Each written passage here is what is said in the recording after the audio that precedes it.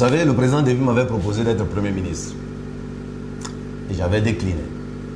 Non pas parce que je négligeais le poste de Premier ministre, mais parce que dans ce pays, on a habitué les gens aux distributions des postes, plus qu'à des principes.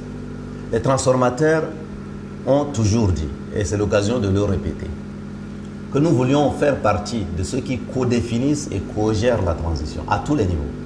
Gouvernement, administration du territoire, direction des grandes entreprises, Conseil national de transition, affaires étrangères. L'ensemble de ces sujets-là, nous avons des compétences prêtes à faire partie des équipes consensuelles. Non pas choisies par un petit groupe de militaires, mais choisies par les Tchadiens dans un consensus. Nous avions toujours dit que nous souhaitons que le dialogue ait lieu. Parce qu'à partir du dialogue, les principes directeurs d'une vraie transition vont être définis. Nous avons toujours dit d'ailleurs que ce qui se passe jusqu'à aujourd'hui, ce n'est même pas de la transition, c'est de la pré-transition.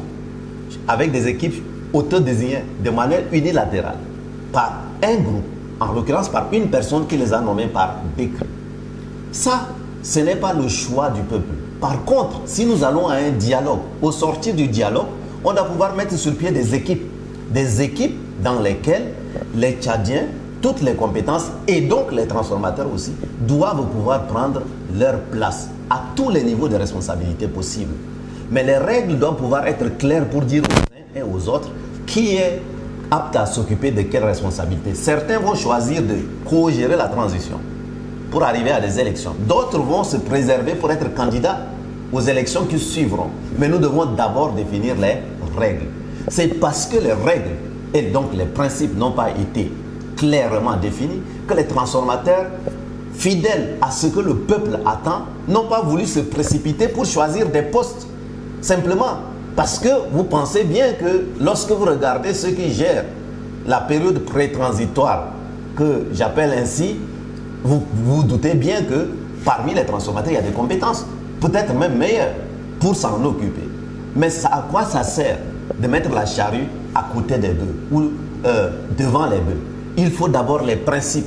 Une fois que les principes sont clairs, qui peut être juge, qui peut être parti, qui peut être arbitre, qui peut être joueur, à ce moment-là, nous, les transformateurs, mais à côté des transformateurs, les forces vives, alliées aux transformateurs, nous sommes capables de dire aux Tchadiens, voilà les compétences que nous mettons à la disposition de la nation pour servir la période de transition, voilà les compétences que nous réservons pour la suite.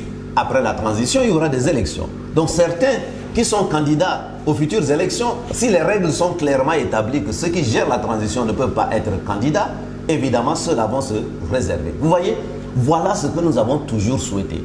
Au lieu de regarder cela, les gens ont voulu faire passer les transformateurs et les forces vives qui les accompagnent comme des gens qui ne veulent pas co-gérer ou participer. C'est exactement un mensonge qui a été répété à longueur de temps. Donc c'est bien qu'à travers votre micro, je répète cela pour que les uns et les autres sachent.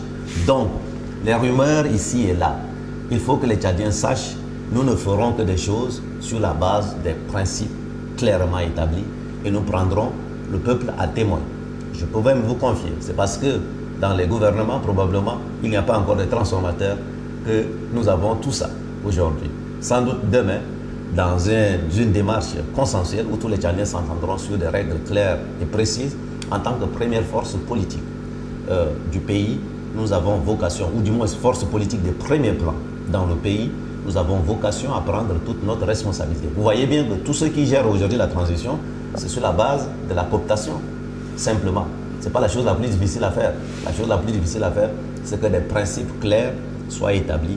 Et lorsque les principes clairs seront établis, si les transformateurs doivent faire partie d'une équipe pour la suite de la transition, le peuple tchadien sera pris à témoin. Voilà ce que je souhaite rappeler. Et lorsque je vois le chemin parcouru, lorsque je vois les retards accusés, lorsque je vois tout ce temps perdu, évidemment que probablement nous n'avions pas tort finalement de poser d'abord la question des principes avant la question des distributions des postes. Pendant 60 ans, les Tchadiens se sont contentés des distributions des postes. On a eu 20 premiers ministres, plus de 1000 ministres. Résultat des courses, nous sommes là où nous sommes.